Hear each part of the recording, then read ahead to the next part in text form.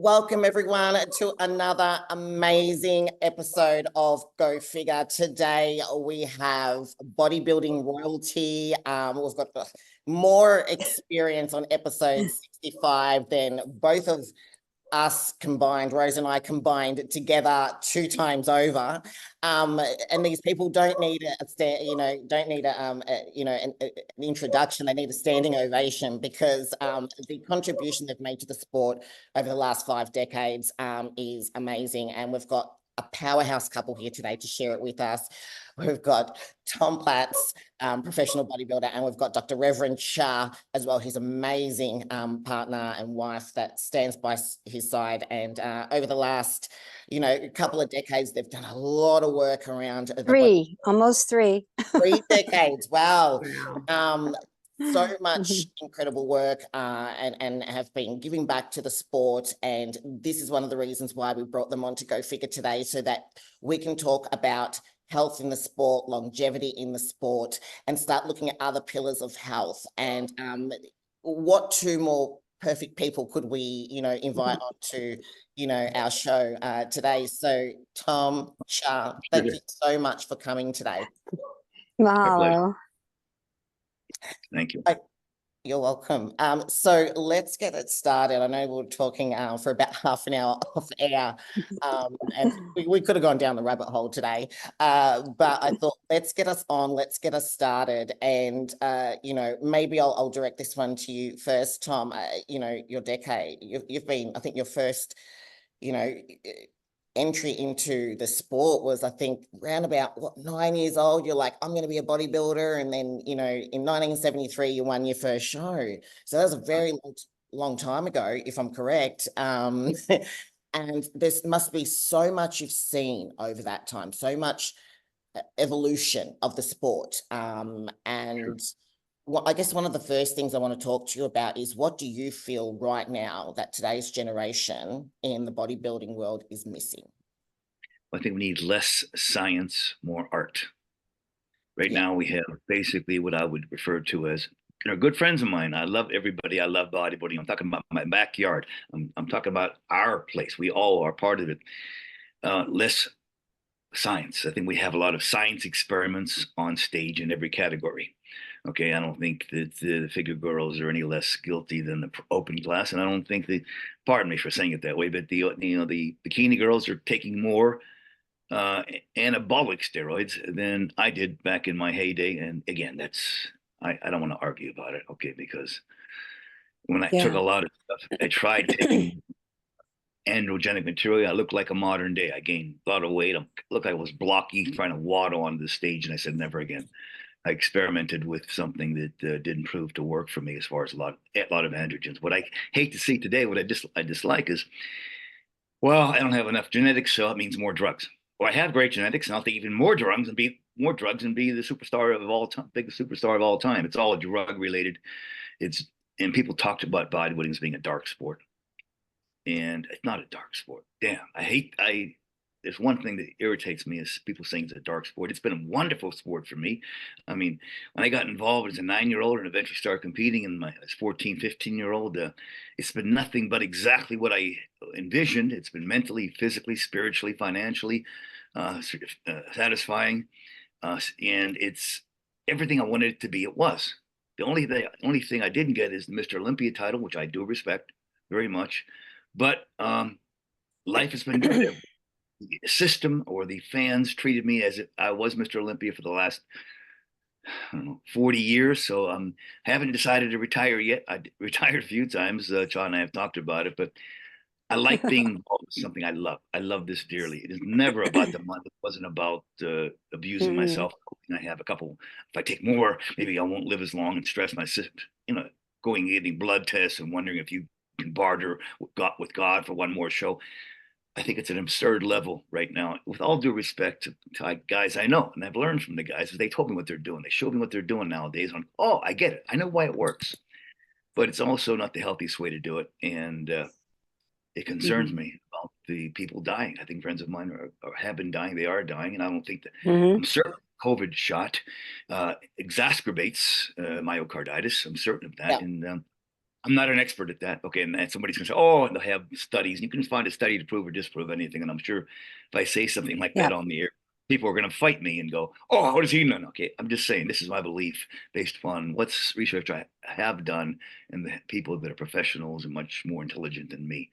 I ask them questions, and I look at all the talent, and I look at what we used to have. We used to have something that was attainable by the average person looking at it and going, "Whoa, I could do that." Now, I think the average person looks at the guys and the girls going, "Whoa, man, that is Freak City. Let's go watch the freaks." And we're like a circus now versus a wonderful human sport. We're celebrating humanness here. We're not celebrating androids or something other than. And I don't think even the modern day guys look at the epitome of bodybuilding being uh, a person. They believe in machines. They're going to emulate machines and something that's not real, something that we see on the movies. So I mean, I can go a million different places from here, and I sort of touched on a couple of things. Sort of give me like, where'd you like to go? Yeah, And so maybe Cha can help us out with this one here because you have a background as a doctor, right?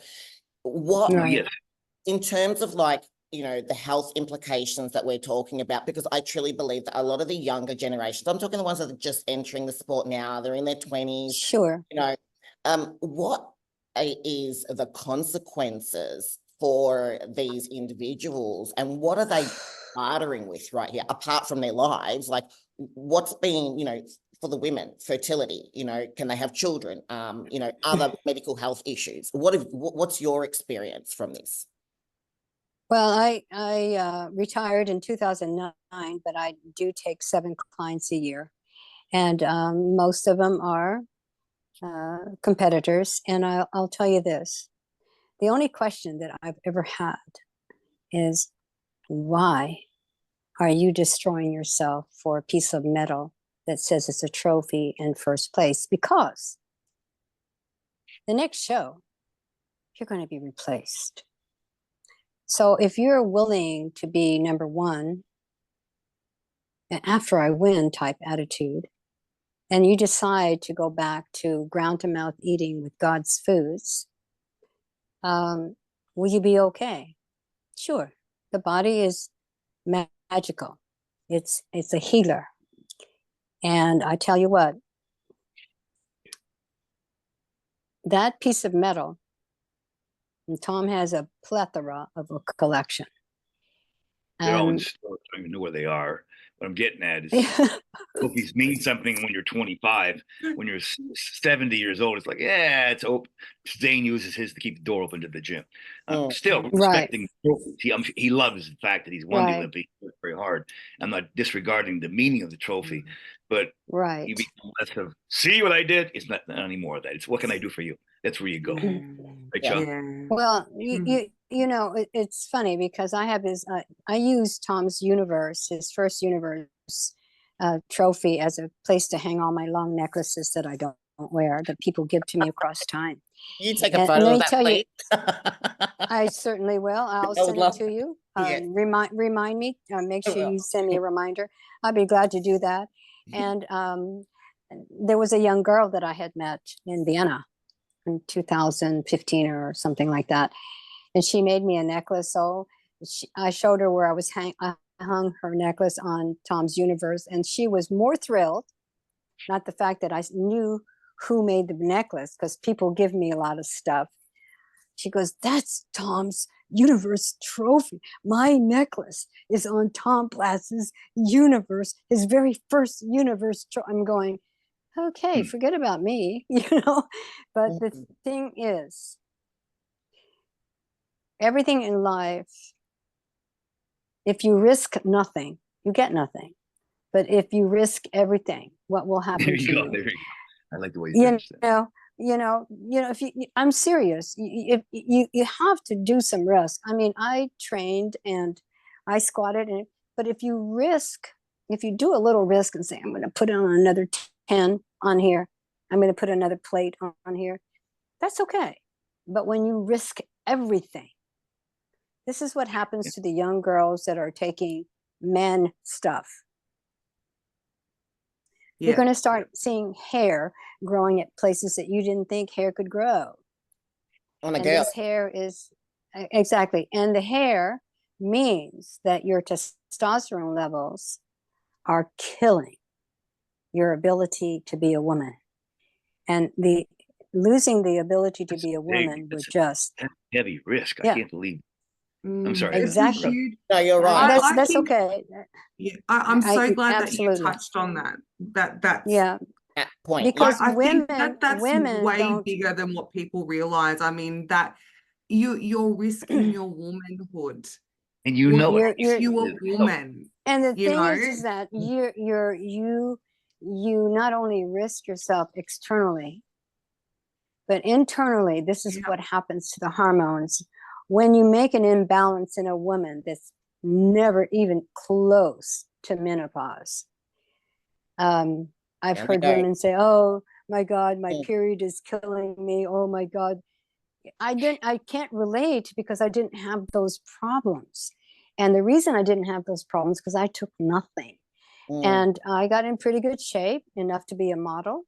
And, I think the draw for bodybuilding, it's not an art to me either.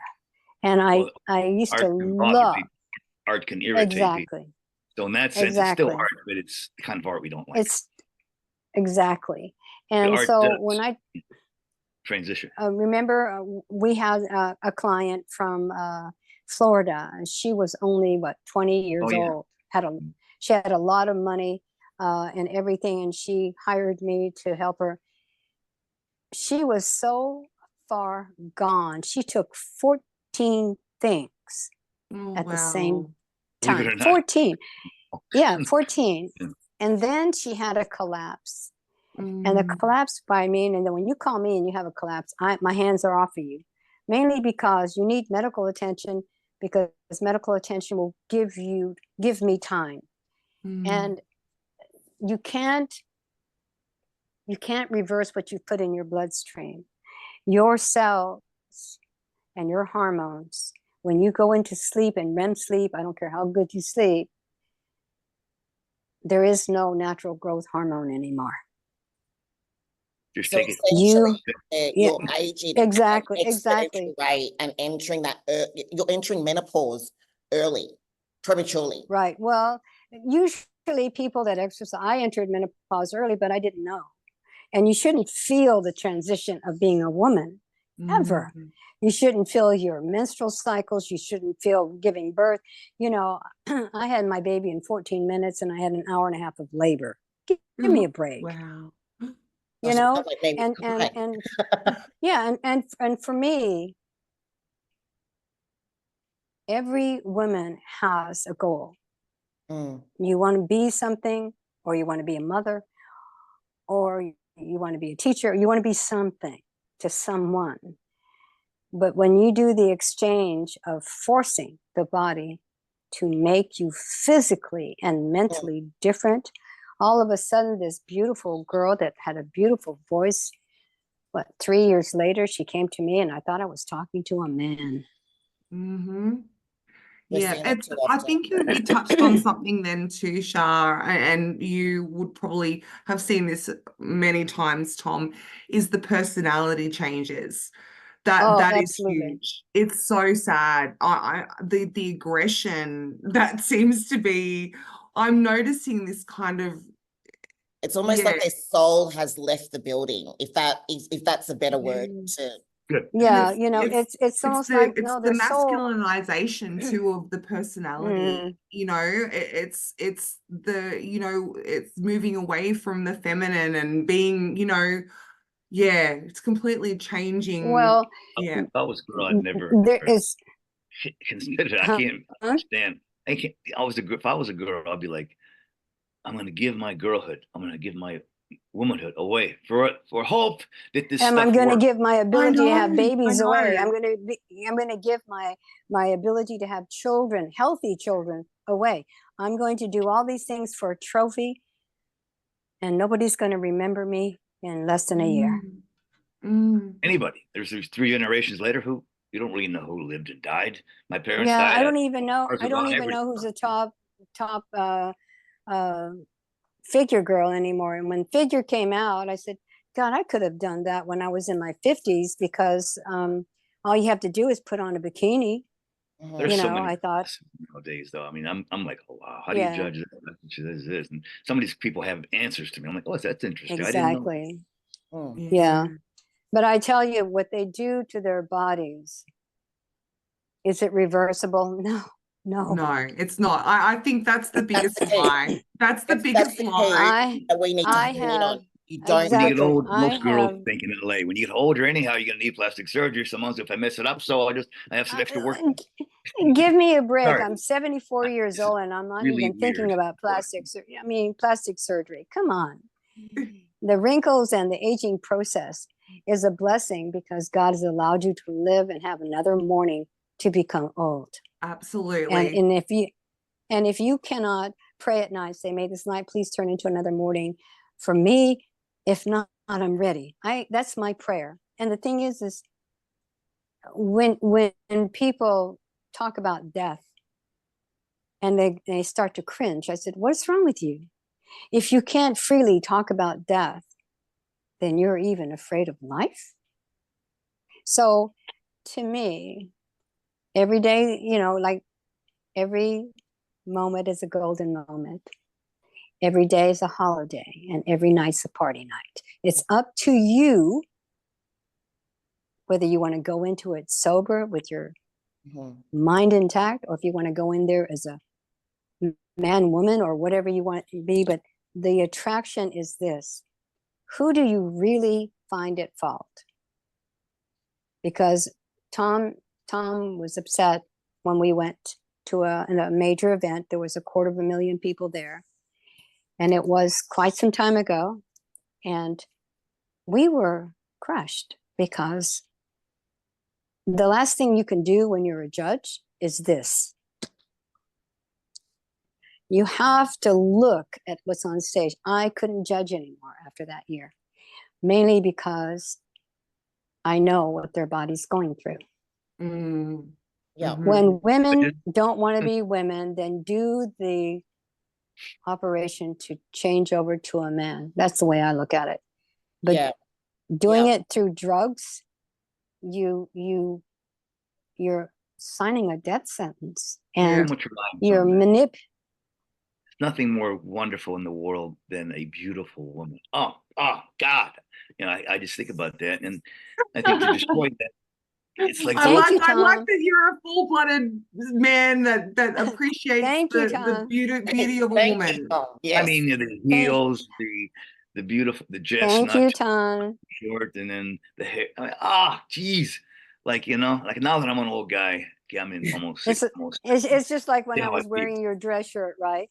When I was wearing your dress shirt and I took those pictures. Wow. Yeah. And when the women are on stage from far away, everybody looks wonderful. I get up close, I can see, and now I see close up what's going on. I'm like, ooh, okay. You should be speaking up about this, Tom. Like this is it, because you got to look at the top of the food chain and down, and you got to look at, the web that has been created. The girls taught me how to pose back in the 70s.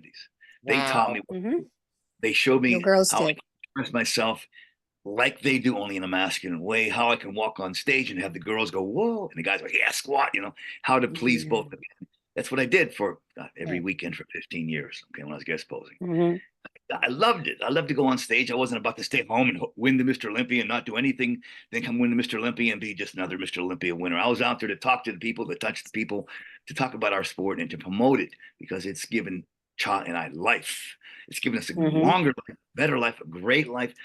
I mean, I'm thrilled to still be in the business, and to see somebody that, like you girls, talking like this. Wow, it's just, I know it's important to you, but not at the expense of losing the girl. Oh, you lose the girl, you lose my attention, and I don't know who's watching. It's just, what do you want your trophy to be buried with you? Do you want your trophies to be buried with you? You think that's gonna, God's gonna come up? You're gonna go up to the pearly gates and said, oh God, I did a really good job. The gift that you gave me, I used every bit of it up. What are they going to say when they talk to God about the gift that they had about being halfway beautiful? he's going to talk about you abusing. Why did you abuse my temple that I gave you? Yeah. And that's what we are. We are all individual temples of God. And our job is to help others. That is the most important job in the world. Forget your stuff, forget the worldly material things, and get with giving. And I make a living giving, I'm sorry. And You're also a poet. no, I'm not a poet. Everybody says, how did you think of that hashtag? I said, I didn't. I just say it, and I cheat a little bit because God helps me find my words. But I tell you, Tom and I both have seen beautiful bodies. Oh, God. And then 5 years later, we see them again and we cry. Yeah, we're seeing that as well. We cry. Breaking. We cry. So and I said, what do we do? Why did he or she do that? Why did they do that? And they had such a pension, fame, no money. I don't see it. Maybe a little bit of endorsement money, but you got to spend so much as a girl to get to a contest. Oh my God, the suits, $3,000. I think what? Yes.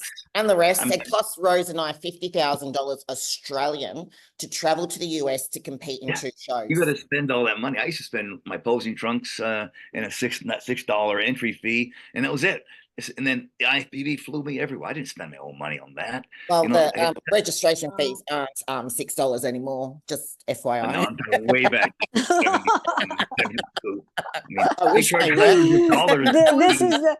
is not the 20th century any longer. It's the 21st. I'm a grandfather. I get it. You know? There's something I think to be said about it back then, though. It was more of a grassroots kind of movement, wasn't it? It was like it was about the love of the weights. It was about love of training. The love of training. And because I am a lifetime natural, I still have all of that. That is for me what bodybuilding is. It's the training, it's the dedication, the discipline. And the discipline.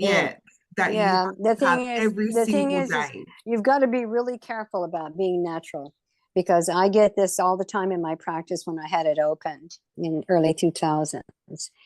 Natural does not mean doesn't mean just because you don't do chemicals. Natural, I found many, too numerous to count, supplementation, protein powders, protein bars that are just as poisonous as the chemical itself. So I tell people illegal, but still not good for you. Exactly. And the supplement companies, there's only 7 in the US, and there's 7 in Europe on that side of the pond. And they all produce, and they all are the ones that make private labels, and they're the ones that produce it. So I don't want to be a protein salesman. Everybody's a protein salesman. You go to Dubai, make hundreds of dollars in Dubai because the money's there and they'll buy your stuff with your name on it. I'm like, I don't know. That doesn't satisfy me. So I buy another sports car. Is that how it works? Or is that the most important thing in life? Right now, and Cha's been very instrumental in me establishing myself as far as I'm more interested in giving back to something that's be a great deal. And I say I love it. I love this position, and I really think that the old days, the 80s, when I was making all that money and doing all those exhibitions, it was training for what I do now, what Cha and I both do now. But I'm delighted, in fact, probably happier than I was back then, knowing this is. So I asked God, I said, what should I do now? Just retire and be old and hang out and be disgruntled like some of my friends. But I like being able to give back and tying to so much that was given to me as far as a competitor.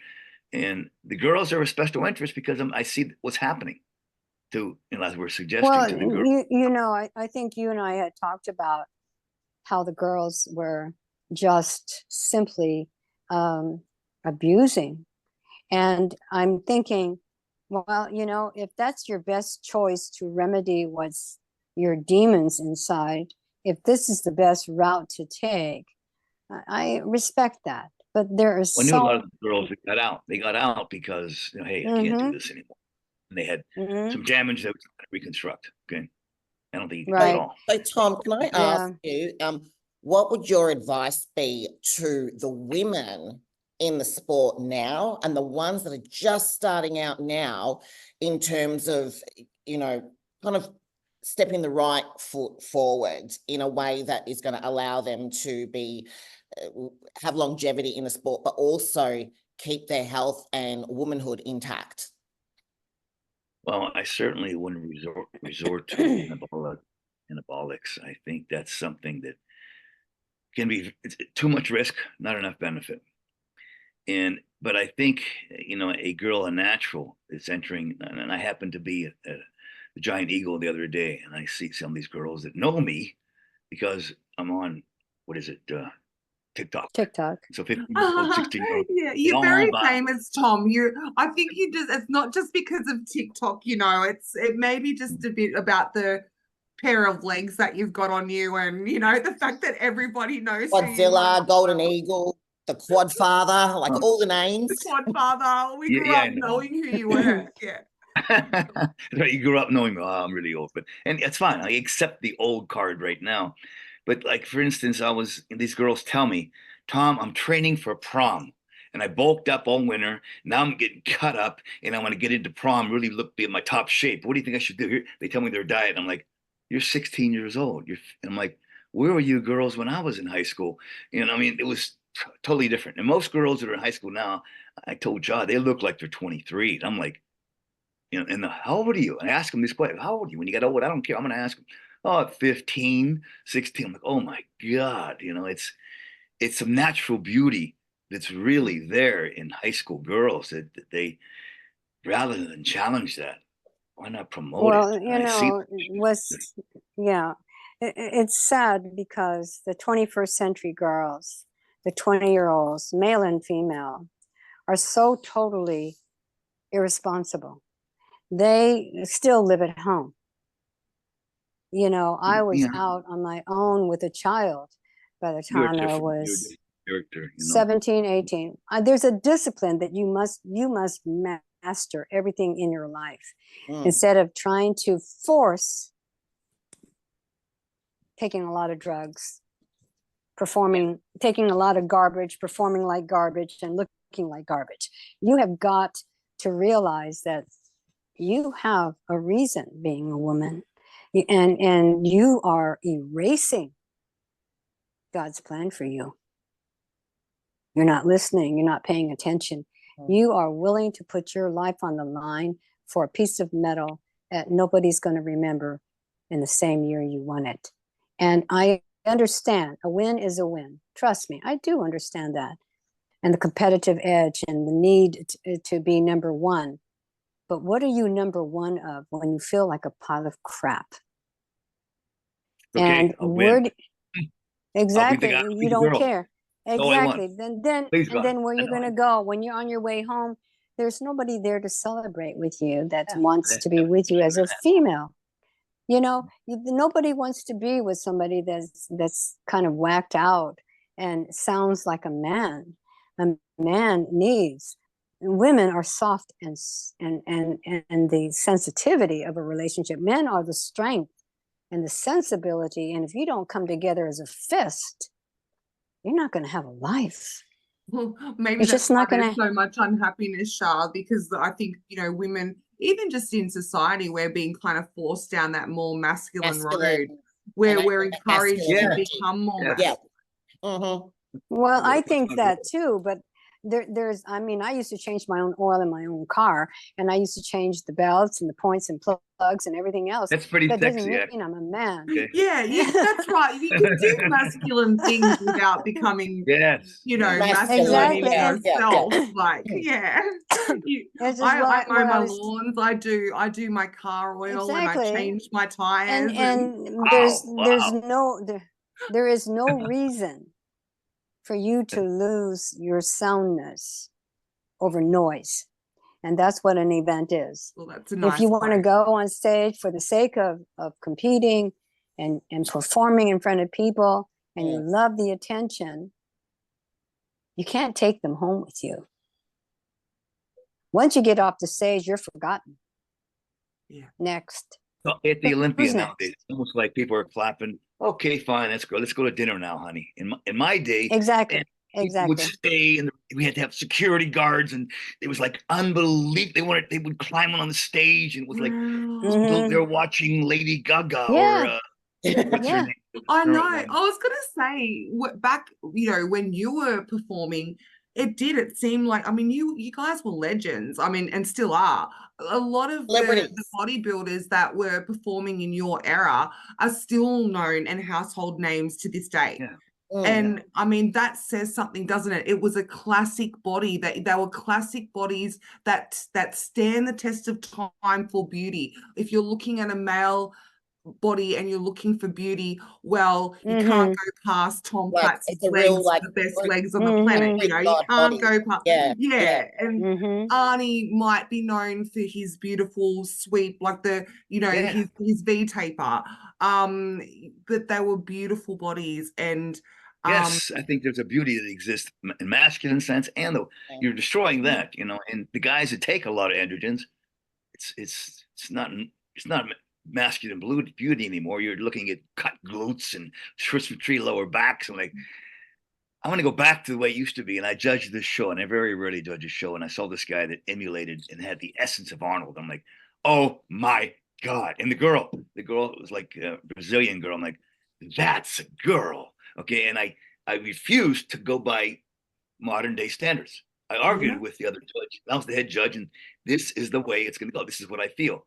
And anyhow, we end up having Brazilian and an American guy champion who's going to go a long way. Well, you have to look at there's always a reason, a mental reason why any girl would jeopardize her ability to Yeah.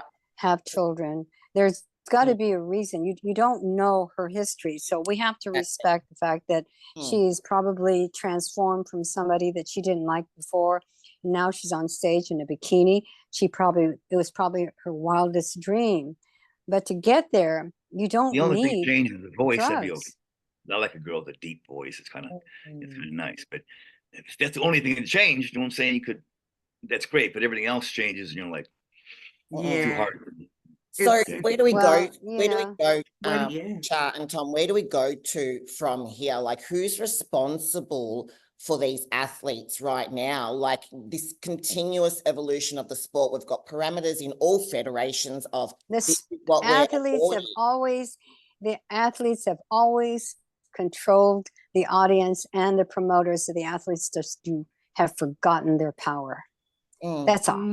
Oh yeah. Oh They my want- God, good point. It's Yeah. I have to do it. the athletes have always had the power, but they're just like, tell me what to do, tell me where to go, tell me my What should I do, number, tell Mr. me how Judge? to Tell me, and then tell you me. do what the judge wants, And you get instead what of the judge- athletes making the show happen the way it should, it's Well, the you say athletes' fault. the man or the mostly. woman makes the show. The show doesn't make the man or the woman, and I think we got Exactly.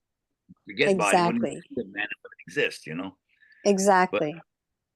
But I don't know. I really think that if all the athletes they just stop signing up to compete, See, they're if not they gonna do just that. stop, Hold outside. and that's the thing. It's just like, why do you give up your health and freedom to risk your future when those people are not going to care about I don't you? have a future if I'm not the most popular girl in bodybuilding or So fitness. you've both judged. So what about the judges going, okay, let's stick to the criteria. I know we can only award what's on stage, but let's stick to what's the closest on that. Like you did in Mhm. that show. Like you Develop mentioned. criteria. Yeah. Yeah. How do we like, reinforce that? How do we retrain that? How do we, how do we The what do we do judges there? don't Well, take it we would well, have criticism. to buy the NPC and the IFBB, and then Okay. And Yeah, well, every that's other not the federation. question. We can't do that. then I would fix it like in about an hour. That's all it would take, and things would change and heads would roll. And you really don't want me to be the one to own the IFB or the NPC because there's one rule: I grew up in good health. I grew up in the IFBB, Mm. and I was going to go to Yeah. NABA, And the IFBB gave me a tremendous ability for my occupation, my career, my life. NABA was still there. Remember NABA in England asked us to come. Yes, I do. Of course. And you know, and I don't want to point the finger. And Arnold tried to point the finger and say we got a judge better than big stomachs, and everybody went nuts. And but I think, you know, we're getting what the judges want. The judges are rewarding what they want to see, which a far-fetched, unbelievable, inhuman physique, and we forgot about the soft appeal of a woman, or the basic beauty of, you know, Arnold, and the beauty and the lines of a man. God, there's nothing like a beautiful back and all that. And then when they turn around and they show me their gut, I went, ew. I please, know. put that I away. know. Put that away. And Yeah. and bodybuilders you know, eat too much, take too much drugs, do too much of everything. I mean, yeah, there's too much yeah. being done, you know. And So- I But see. you know, we have to respect their choices. They Yeah, obviously, that too. you know, it's like I said, whether the athletes know it or not, they are and have always had the power. They have always had it, and they have succumbed and became toy soldiers to this. He tried this. So- Arnold tried years ago, and I was just a Yeah. new pro. I'm like, great idea, and then it's gone. Okay, and Mhm. back Yeah. then it was the Weider influence, and I loved it. I think Weider was the best thing for my life and the worst thing. I mean, how do I say it? It's the best. Weider was the best thing for bodybuilding and the worst thing. I mean, I give all credit and I embrace IFBB Joe Weider. He was my good buddy.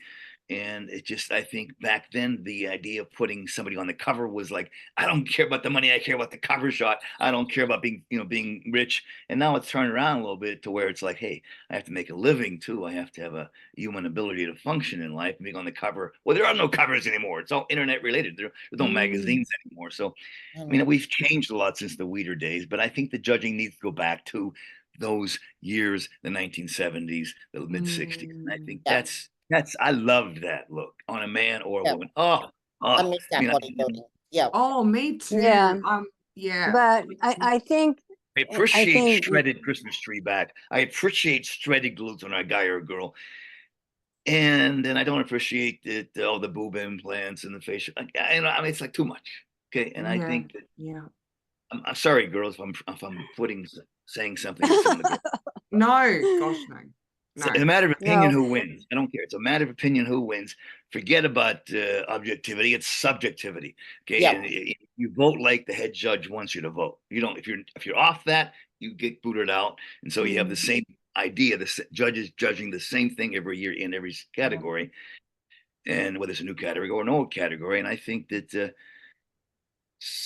judges make the decisions on what you girls do. The judges determine what's well, vogue. you know, not- if any of the athletes would just say, you know, enough. Yeah, We they don't- want something they get different. out with permanent damage. The girls get out with permanent damage. Right.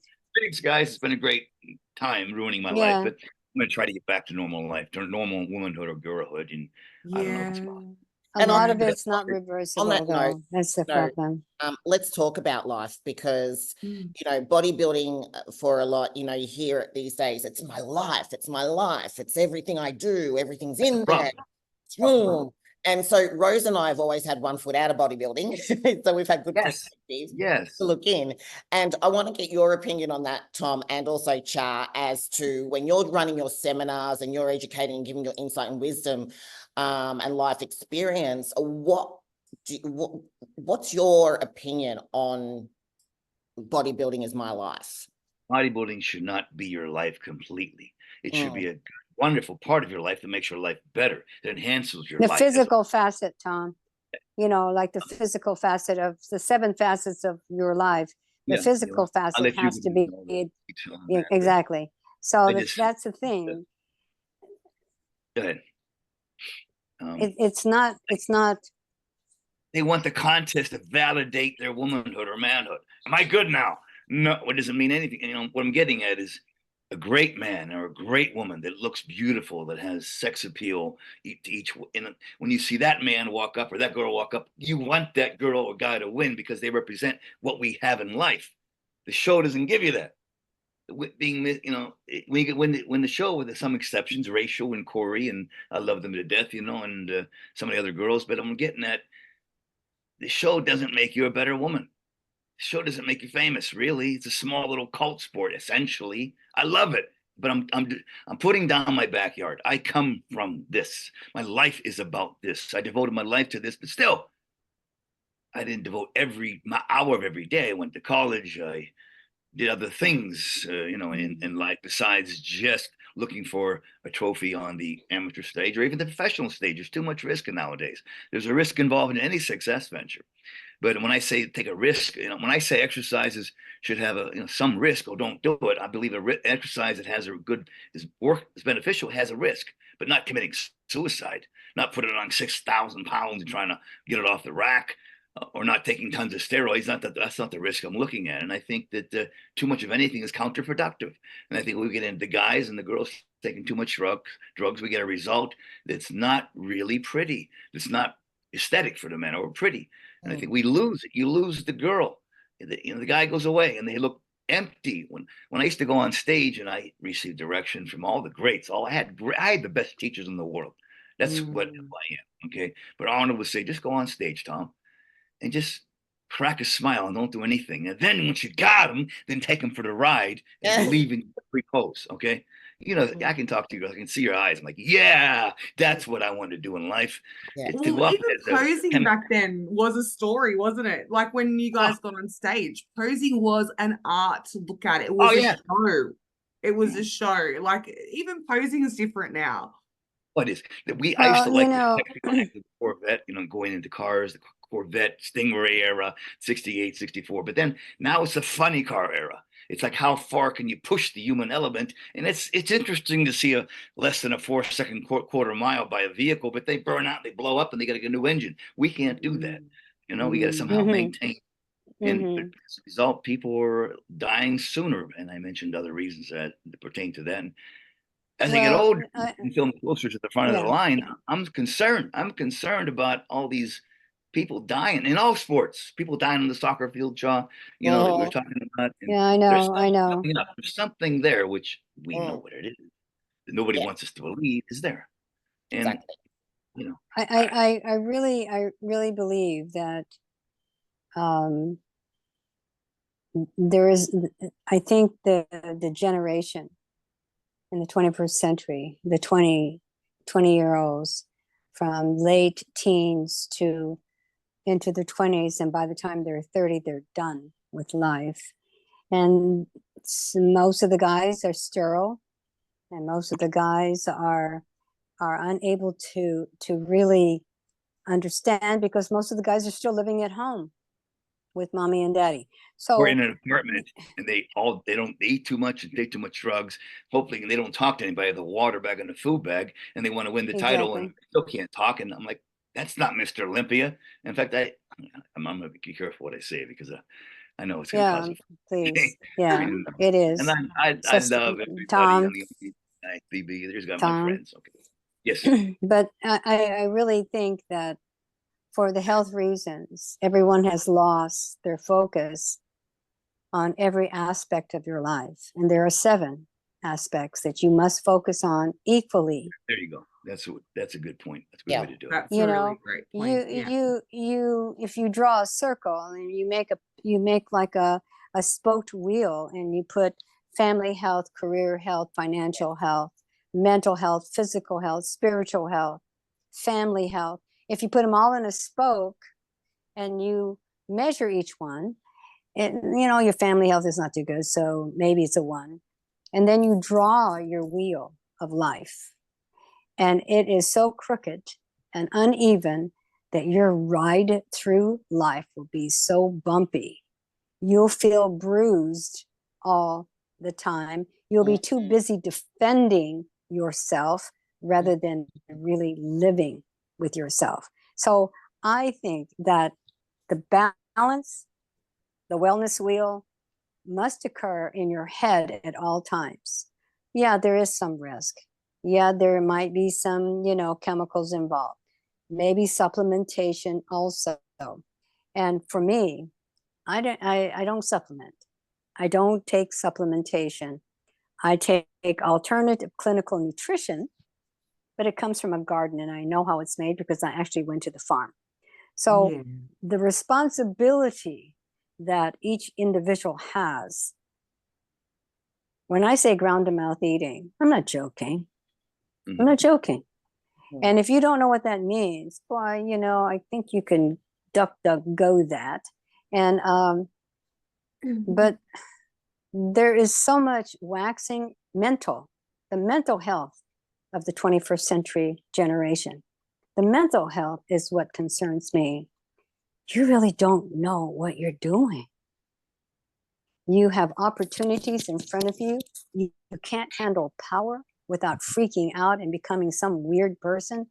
So I think until you master your home, and yeah, guys, this applies to you too, because you might want to live alone for a while before you think of getting married. You have to master your home. How many guys say, I love so much to do the dishes. Oh my God, cleans my nails. How many guys say that?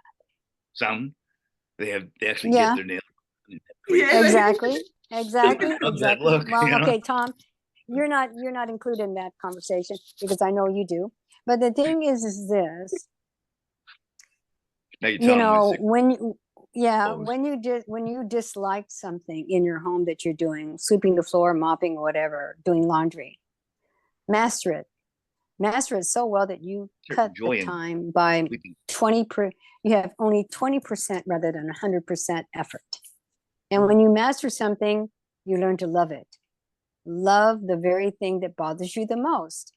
You cannot, I don't care who you are, ever be able to take enough stuff to give you fulfillment in your wellness chart. You win a trophy, you look good, you feel like crap, your bank account's drained because of all the money that you spent on garbage, and all of a sudden you don't really have a job because you're too tired to show up for work on time. And you become irresponsible. Yeah. Most of us, well, actually 99.9% of us in the bodybuilding world need a job to do this job. Yeah, you know, exactly. like that's it. So use it as that's ridiculous. Yeah, that's ridiculous. To me, you know, when I didn't know there was bodybuilding until I met Tom in '98, but I've always been in the gym. And I've always, I trained at Sting's Gym in Marietta, Georgia. And I trained because before you go to the hospital and you face all the surgeries, you kind of need to clear your mind a bit. And I tell you, for every single rep, when I moved, if you don't tell yourself, this is for me, this is for me, and this one is for me. Yeah, this is for me, and this is for the, exactly. Life. Exactly. This is for me. I'm doing this for me. You could care less if anybody notices, but this is for me. And you master it. That's what you have to do. And most people just want to be looked at and approved by the outside world, and the outside world. That's good, but it won't be approved by everybody else. Flying hoo-hoo. They don't even care about you. They paid for a ticket to watch you be naked, half naked on stage, and then they're the ones that love all the TNA shots in Instagram. These guys are the audience you don't want. Yes. You want men to sit there and say, a portion of the audience, though. Yeah, okay? Exactly. They're a massive proportion of the audience. Exactly. Yeah. The problem is that Tom did a really good video about there's no girl outside of your league. It's only in your head. And I tell you, I would, there are 35 million people in the world, 7 continents, 7 seas, 1 moon, 1 sun, and you're telling me you can't find somebody to love? Who are you trying to kid here? Yourself or me? The whole point is, I always tell people, if you want somebody and you know exactly who you want, you have to design that person. You have to actually design that person. You have to become that person. You have to find a person, a better version of yourself. And these things are not going to, you're not going to get any of that through drugs. You're just not going to be able to do that. You have to. Yeah, sorry, continue. No, so go ahead. I was saying, this is why I love so much bringing on both yourself, Tom, and Cha, because I of, tend to get nuts. I get back to, you know, my real gut feeling. You have to throw Yeah, but around. you're with girls right now, Tom. You're just with girls now. Yeah, I know what the girls want. Okay, that doesn't count. I think we need more people, because I do truly believe there are other people in the industry that believe the same Oh yeah, asset as absolutely. us, you know. And I told girls in their 20s and that I saw them, they're like, don't start using drugs. You're beautiful. I mean, you're really everything right now. Don't look soft and feminine. And I'm like, how do you don't? Even their boyfriends now. No, don't. Tom's right. I Don't, know, don't. and I feel like saying to their boyfriends right now, this is a public service announcement to all boyfriends. If you like the way that your girlfriend looks, do not put her on gear. Do not put her on androgenics, for God's sakes. Unless you have a tendency Yeah. to Well, okay. you know, like I said, No, you're right. A lot of we boyfriends, I see it all the time. They're boyfriends. Where did, or who decided, who told you to get on that, or who told you to take that?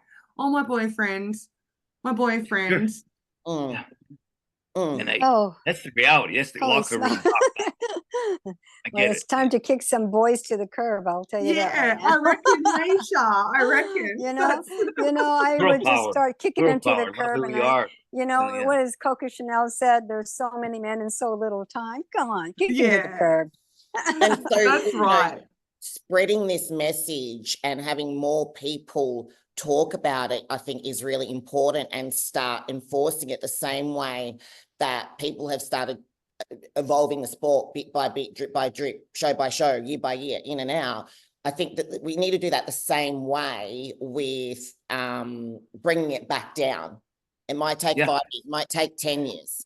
But if we go back 10 years, 15 years, I think it'd be the best thing. You know, it'd be wonderful. Yeah, I do too. You know, 10, 15 years, I could actually judge with my eyes open. I agree. That's, you know, I could actually not cover my eyes, and but I think Tom touched on this not long ago, and I told him about. He asked me, you know, what do you mean? What exactly do you mean about the smile of someone? And you can tell. I can tell when somebody smiles, because I don't smile unless it goes to my eyes, and that is where your lights are on. That's where your light is. And everybody has got some sort of light child in them.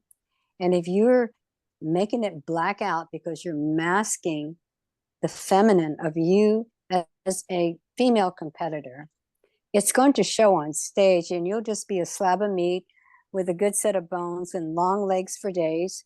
Look nice from far away. Exactly. And your whole character and personality never reaches a single heart. And that is what this bodybuilding is about. It's reaching hearts. It's not just showing naked women and naked men. It's about reaching hearts. This is my story. This is how it goes. And I see a lot of female athletes and males. When they smile, I look for that light. And I would say 99% of the time, there's no light on upstairs at all. They have forgotten that. Guys, for sure. Exactly, and the guys, for sure.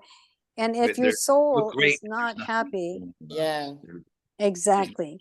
And if your soul a lot of the guys too, I mean, God, you know, that you watch them on their videos and things in their off season, and they're puffing and they're huffing and they're so unwell. And it's like, I remember watching poor Dallas before he passed, and I remember saying to people, he's not well. He's puffed out walking 10 meters in the gym.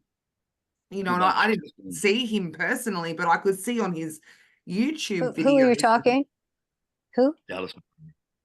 Who? Young man, Dallas McCarver, young bodybuilder. Oh, McCarver. Okay. Yeah. But it's like when we met people like Rich Piana and Eric Fleischman and people like that were really close to us. Christine, Rich Piana's mother, I she like didn't the mind. Sounds Yeah, good. she didn't mind. She didn't mind me sharing her son, and he used to call me mom too. So Oh, I think um, I did whisper to him, and all I said was 2 words: "Stop it." mm, Then I mm. walked away, You did that to and one that's guy all. recently too. Yeah, I did it to also another guy who also died, and I did Yeah, it in front of his somebody looks like wife. that. Exactly. And I got out of the car and I walked up to his face, and his wife was standing right there, and we were getting ready to have breakfast or lunch. And I said, let me tell you something right now. If you keep doing what you're doing, you're going to keep getting what you're getting. And the next time I put you on a plane, it will be sayonara. When you say sayonara to someone in Japan, that means you have no intentions of ever seeing them again. Mm, And I mm. didn't. He died. Yeah, So it's so sad. you can go ahead, and I asked permission. May I say what I have to say about this? Absolutely. And his wife says, definitely, because she was worried. And he said, of course, Dr. Cha, of course. And I said exactly what I said. And there is a drive in every single one of us, just a drive that says, if I just do it one more time, I know I can get it. Just one Yes. more go, I can get it. I swear to God, I came so close to placing in the top 3. I know I can do this. Having said that, John, I'm just going to. I think there's only one time in the life of your career that you really get your whole body together, and you have variations of that perfect shape throughout your career. It's my feeling on myself and others that I've watched. Maybe a girl's different, but I don't think so. I There's don't one think moment. so. You're right. No, I actually think there's something I to that. think the seasoned competitor, an older woman that's borderline past about 29, 30 years old, where her hormones are at her peak, and she's not stupid with the drugs, she can bring across a very sultry, sensual body. And I really believe that. I think a woman has to move a certain way, and the way these girls move, you wonder if they were a different gender at one time because the way they walk. That's And another category. I Two category. exactly, and I learned how to walk on bleachers and high heels. That's how I learned to walk. And what you have to do and understand, we don't know in their minds, in their mental minds, something could have happened to them.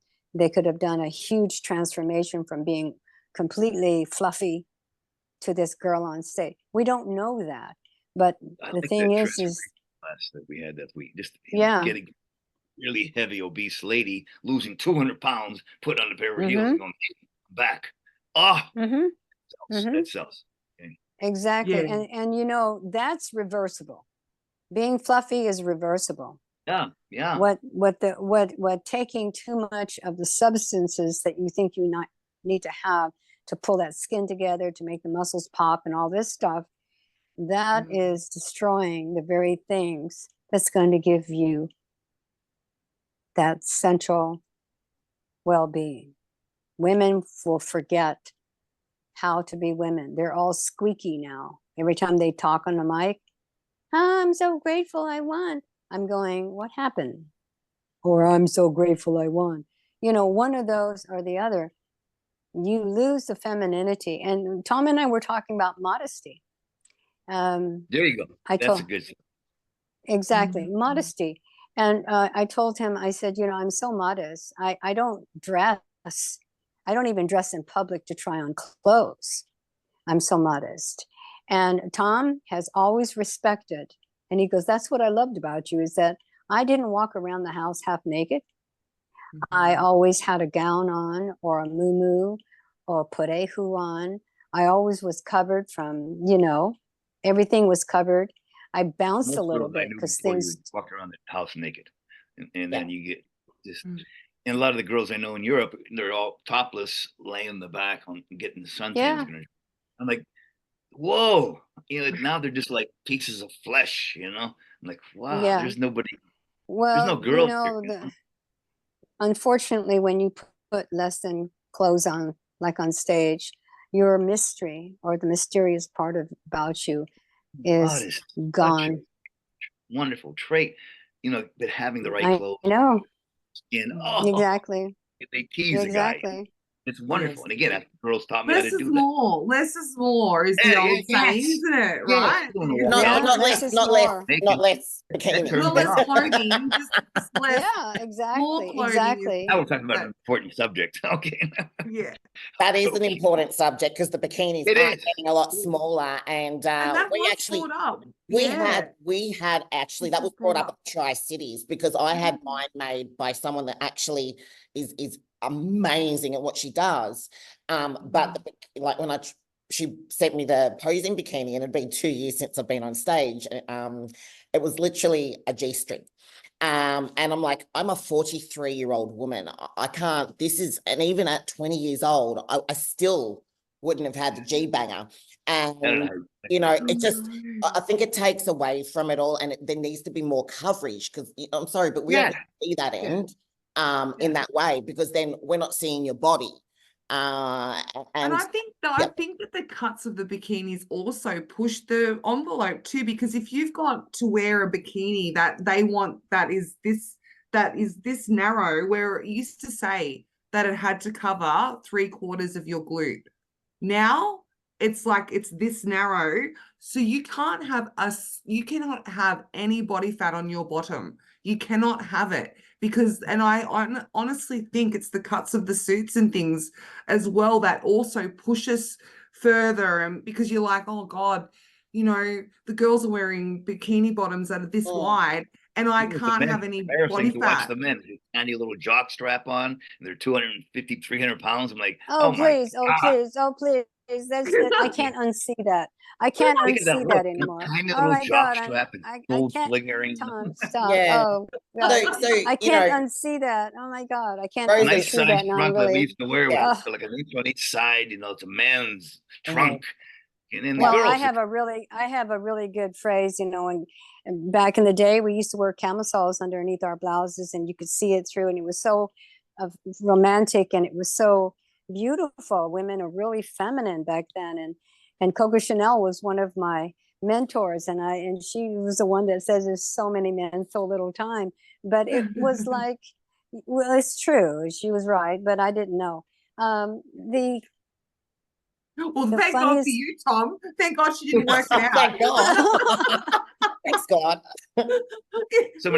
sometimes really, but like a lot of times, Cha and I have been married for a long time. We exchange words, so her words become mine become hers, probably more hers. No, mine. Tom, I tell have the all these truth. profound You're a ideas. thief. You are always a thief. And he goes, I give you credit once, honey, but I after give you that, credit it's 3 mine. times, and I take it as my own. That's what I do.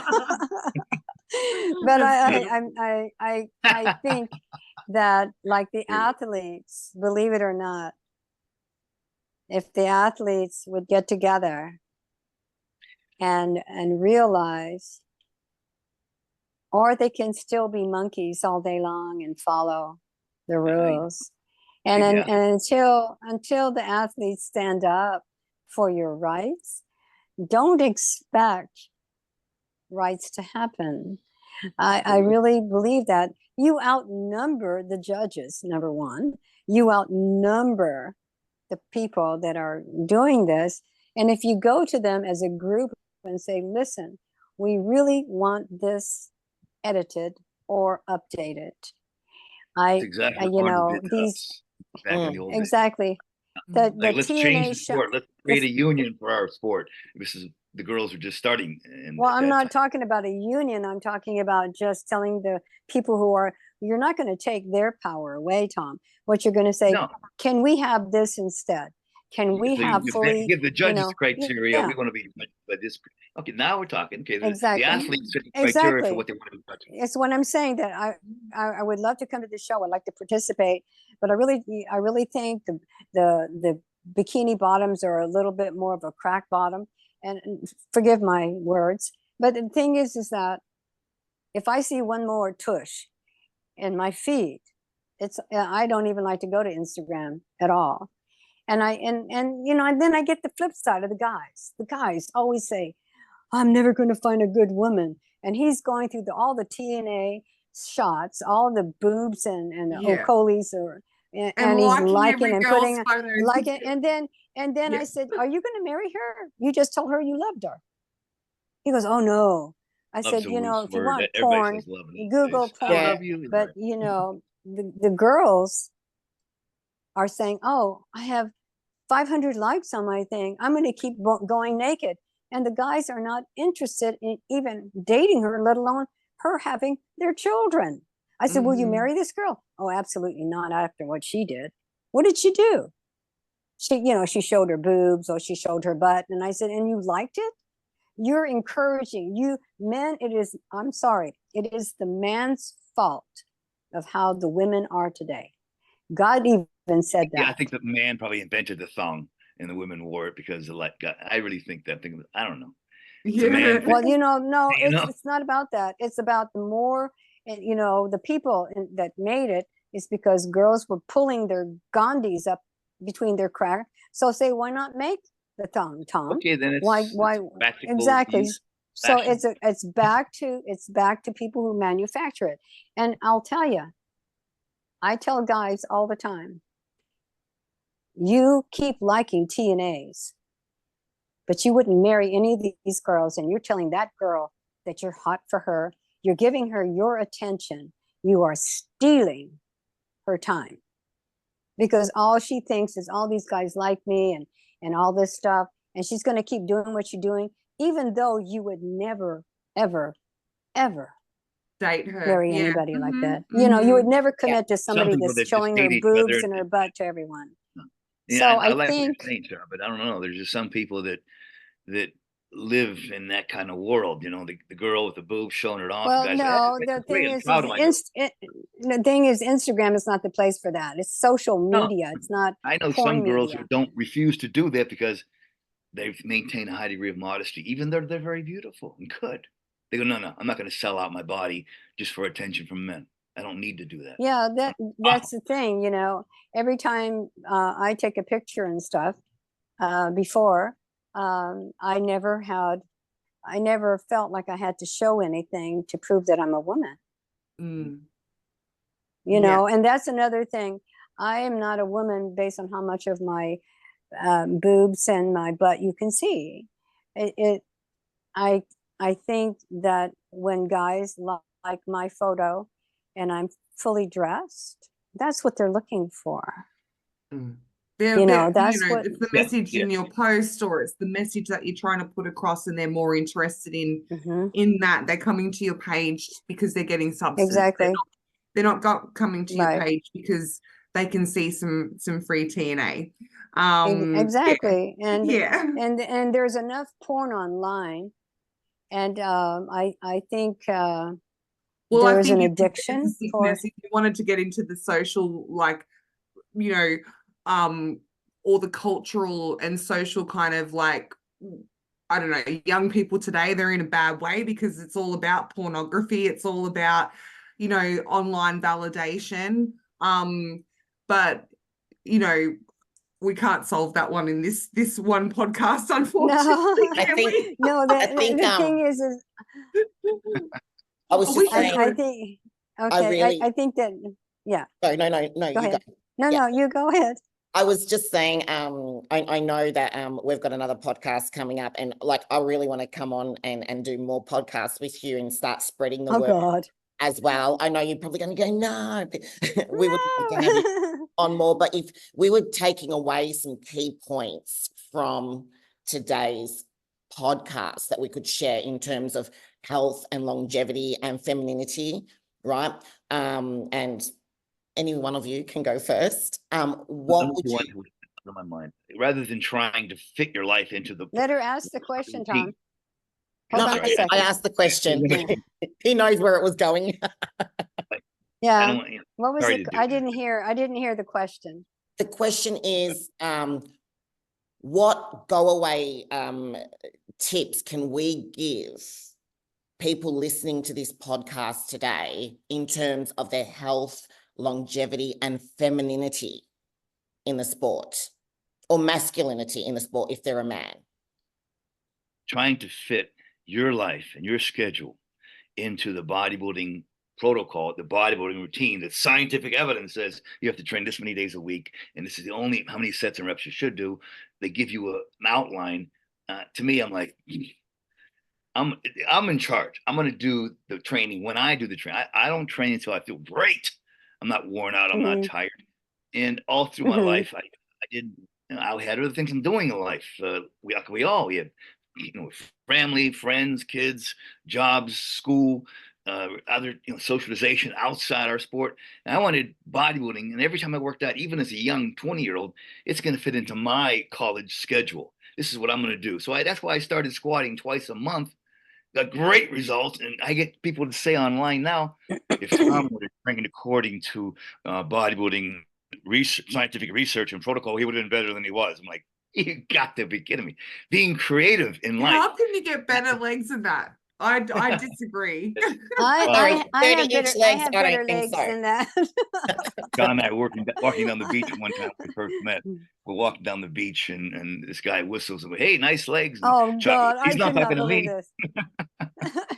I had my I was going to go rollerblading, and Tom was going to go rollerblading with me on the beach, and I had a mini skirt on, and I was ready to blade and a little bit, and then all of a sudden this guy whistles, and I turn around like, who's whistling at me?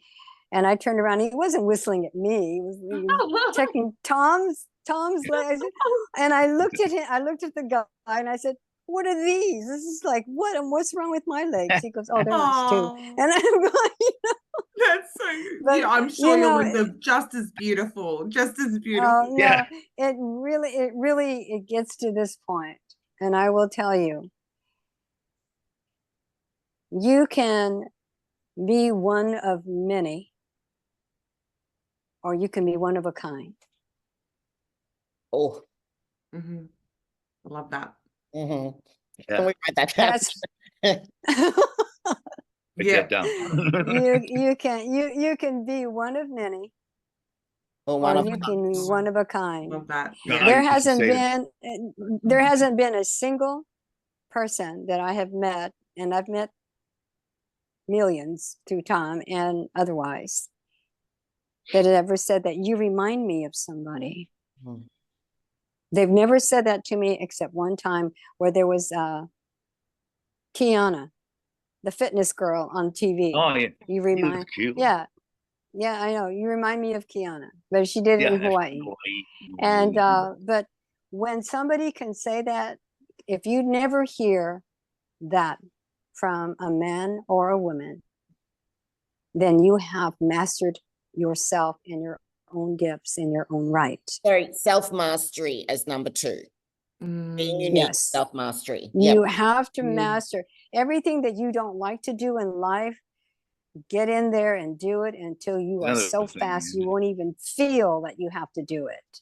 Yeah.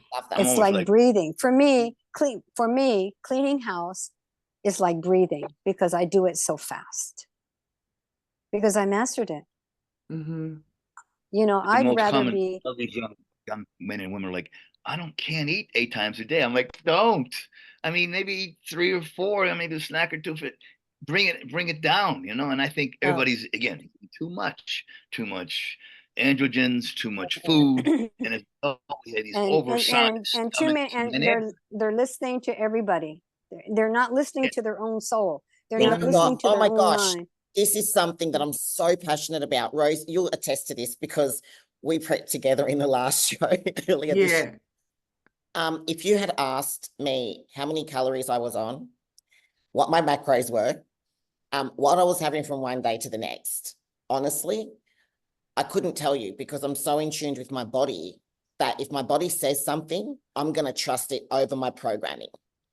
Yeah, exactly. The thing is, you have this interior doctor that exists, and if you listen to it, Nobody should be able to tell you how many times to eat, what to eat, or anything. If you don't know what a garden is and you don't know what a grocery store is, you need to master that. Yeah. You need to master that. It's not You the know? food I would suggest we eat. Chicken wings and Yeah. chicken breasts. And I mean, the best thing ever happened to me is when Cha told me to use butter and eat chicken wings and eat some liver and dark meats, things closest to the bone. Oh, my life changed. I got more and more healthier. Yeah. Life. But to live on Yeah. chicken. And now look, as you said, you're in your did you say you were in your 70s, Tom? 69. So, 69. so I mean, there you 69. go. Yeah, so and there you go. Look how well you both are, and I'm the longevity you've had. 74 and a half, soon 75, 3/4 of a century years old. That's Well, pretty Yeah. good. Cha And I got a hold of mean, me that's early why on. we wanted to talk to you guys as well, is for we want to talk to people who have been around for a long time and to get the wisdom And from they're like, you. thank you.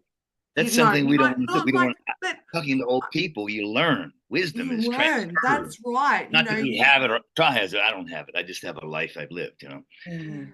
about that, good and bad. I believe that I believe everyone that you must talk story with your elders. They Oh may my not gosh, know I what just they're wrote that down. Absolutely. Yes. I just Yes. wrote that down. I wrote down, listen to elders. Yeah, you must talk to the kupunas. And if you don't, I studied with the kupunas in Gila, Mm. and they refer to me as kahuna. But you would never hear anybody says, I'm a kahuna, because it's not something you call yourself. It's just inappropriate. And you have to, if you want to live, and if you want to look like you want to live, I eat pork 90% of the time. I eat a lot of butter. In fact, I have butter in a plate of butter in my bed. Sometimes I'll just stick my finger in it.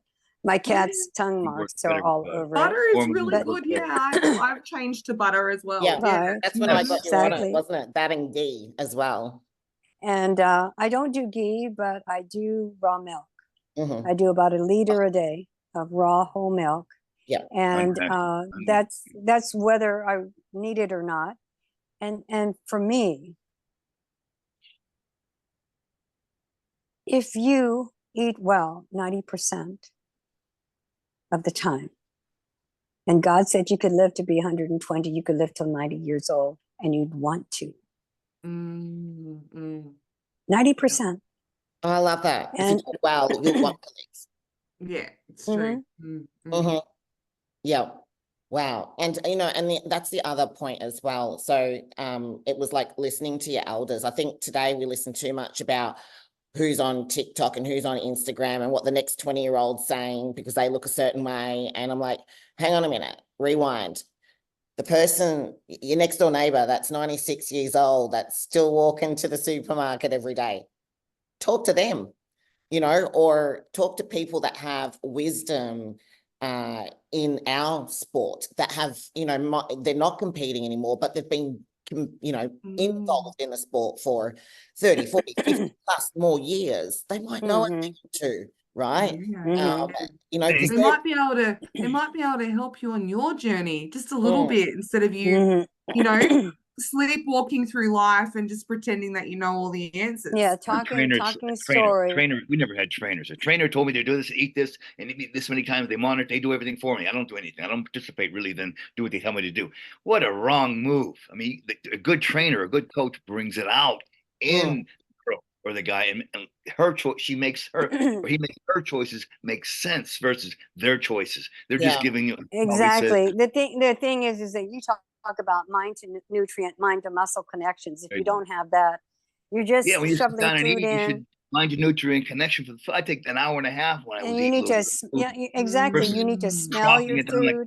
You need to prepare it with love. Times a day. Yeah, exactly. You can't. So number 5 is mind-body connection. Essentially, there is mind to nutrient, mind to muscle. Mind it's body, mind, and spirit, but there's also memory.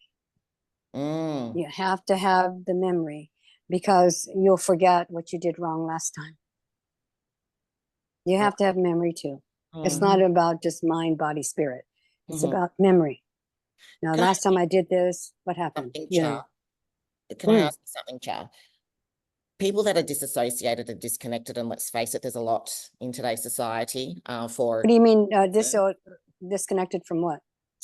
themselves. Like there is a disconnect Oh, from themselves. Part of having that mind, body, spirit, memory connection is being mhm. instant as well. So where do we even start? Because for some people that might be listening today, that might sound like, pardon the pun, but Japanese, Okay. right? The first thing So- I either have a prayer window everywhere we lived or a prayer altar. And I Mm. tell people that even though you don't believe in God, get yourself a cross.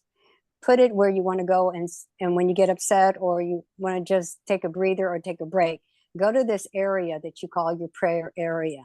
And Mhm. then write on a piece of Post-it. It doesn't matter, doesn't have to, just write your name. Mhm. Write your name down, and then put yourself at the foot of the cross and take your hand off of it, because God can only work alone, and walk away. Every day, I want you to go and look at that paper and say a prayer, please lead me today. And let me tell you, if all you go and you just cry, God hears every single tear as a prayer. That's where you start. First, you give yourself to God, or you give yourself to a higher power that you know exists, Mm. because you're messing up and you need help. So put your name on a paper, put yourself at the foot of the cross, take your hand off of it, and visit it several times a day if you can. That's where you start. You will begin to feel a glow, if not immediate, when you do that. When you take your hands off of your own life and you're letting God, once you do that, you can expect miracles. And you know how I feel about those. If a Mhm. miracle doesn't happen every single day, something is terribly, terribly wrong. And I'm going to attest to that because I've known Cha for almost 9 years now. And I Oh, first met Cha when Kai was 2 days old. And I remember Yes, the day that Kai was born, I was like, oh God, please help me. Please help me. Let's hope Kai makes it, because he was going into his surgery exactly. at 2 days old. And after the surgery, Yeah. his chest was open. There was a gauze over his chest. Oh. And you connected with me. And I remember Mhm. I was praying. And you text me on Instagram, and we did some remote healing with Kai. And the next day, Exactly. this is the last call for him. I get emotional thinking about it, but we did Me some too. remote healing, and the next day his saturation levels doubled. And Yep. then I and then did nothing. you know, I did it's like, nothing. I just get emotional I thinking about it. know. Oh, I know, but I did nothing. I was just a messenger, not the message. no, I but allow without God to you, use. without that, I mean, I was Right. receiving, but without that, without you being Mm. in that space as well, being the messenger, and me wanting to receive, where would Kai be right now? Don't get me wrong, the amazing doctors and interventions that we've done and all that, but Sure. every time Kai's had an operation, or just before, it's kind of like you intuitively know, you just reach I out. know. We do this I healing, and the do. last time was when he was like in hospital 8 weeks ago. And you called me, and we did this healing, and all sorts of things Again, in the ICU room. right. But anyway, another I didn't do conversation. I didn't do a thing. Mm. I allow myself to be used if he will use me, if I have been pretty good and pretty, flying right. I gave myself to God when I was 18. So I was told at 12 that I wouldn't live past 20. So I had to do something. And I decided to let God. And one thing though, no matter what, you've got to let yourself go. Once you put yourself at the foot of the cross, this is no different than the lap of God. Yeah. It's no different than sitting in his lap, and he hangs on to you rather than you trying to hang on to what you don't know. Mhm. And he will reveal to you sounds and words and wisdom on your own accord, saying he will stop you from making mistakes. He will temper you when you are going to make a mistake, or it could be detrimental.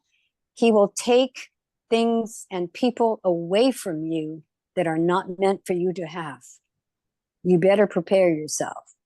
There's a lot of people that I've lost in my lifetime that I didn't want to take my hands off of. God wouldn't have them in my life, and I had to listen. And I got broken heart after broken heart after broken heart. But then again, I got stronger, because sometimes when you're so strong for so long and you cry, doesn't mean you're weak. It just means you've been strong too long. That's all. And so he gives you an outlet, but he will not leave you. He will not make you ill. He will just use you and feed into you as much as you are willing to let yourself go. I love that. My God's goodness. a lot like Marines or Army or coaches used to be. He'll drive you down to the ground and tell you, you feel like, God, why me? Why all these problems? And then once you get back up, he goes, I got a player here. I got a player. This guy, this girl can put it together through anything and believe in the best. Mhm. Connected to a higher. The reason. Exactly.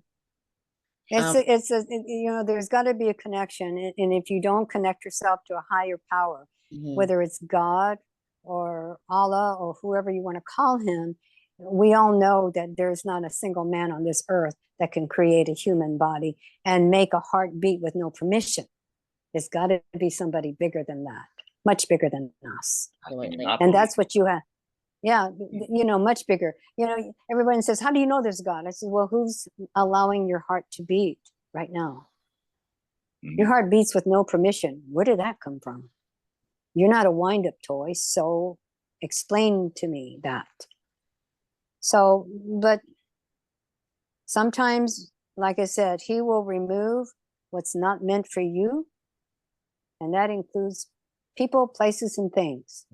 He will remove them as you journey, and you need to trust that no matter what. Cha, Tom, amen to that, first of all. And thank you so much from the bottom of our hearts for coming on and accepting us You're welcome. today. My pleasure. It was an absolute honor.